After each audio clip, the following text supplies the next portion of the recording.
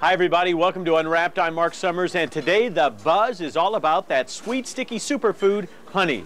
Bet you didn't know that honey is the only food that will never spoil. Right now we're going to head to a bee farm to find out amazing facts about honeybees. Wisconsin is known to beekeepers as the best tasting honey in the world.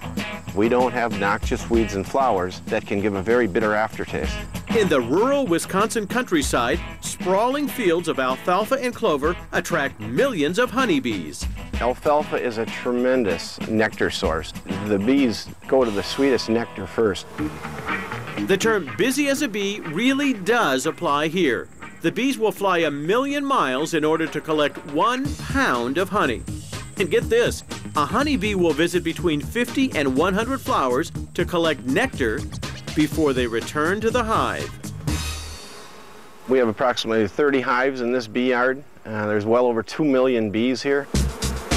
The bees enter their hives from the bottom and work their way up. They deposit their nectar in combs inside these frames. Then all night long, their wings work to transform the nectar into honey.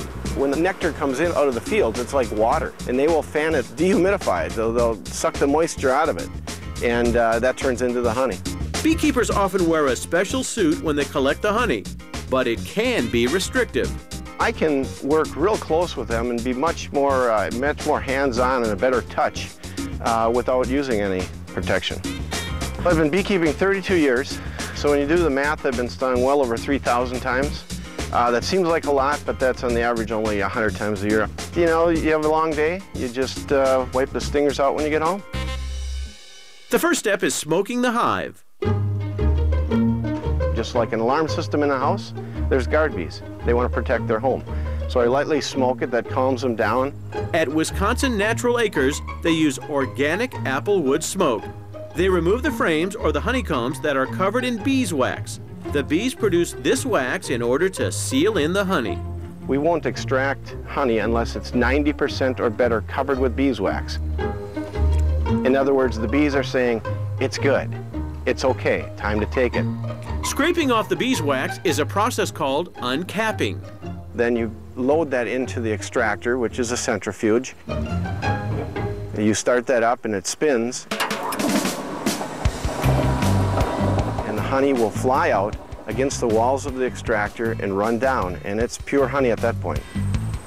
Once they have enough honey to fill a 55-gallon tank, they bring the temperature up just a few degrees. We're not here to pasteurize it. We're not here to put tremendous amounts of heat to it. We warm it just enough so we can work with it. So we can pump it, so we can strain it, and then we get it into our jars. We can produce up to 1.5 tons a day. 10 tons a week. And the sky's the limit when it comes to eating this golden goodness. We love to cook with it, using 3/4 cup of honey versus a cup of sugar. I have it in my coffee, toast. Peanut butter and honey is awesome. It's outstanding on cheese, on all different types of cheeses. It's tremendous. Besides using the sticky stuff as a tasty condiment, did you know the honey itself is an excellent bee sting remedy? If I do get stung anywhere in the face or in the eyes where I'm going to swell up, I'll take our pure raw honey and put it right on my eyebrow or whatever, and honey literally will draw out the poison, draw it right out, and you won't swell up. It's bar none the best.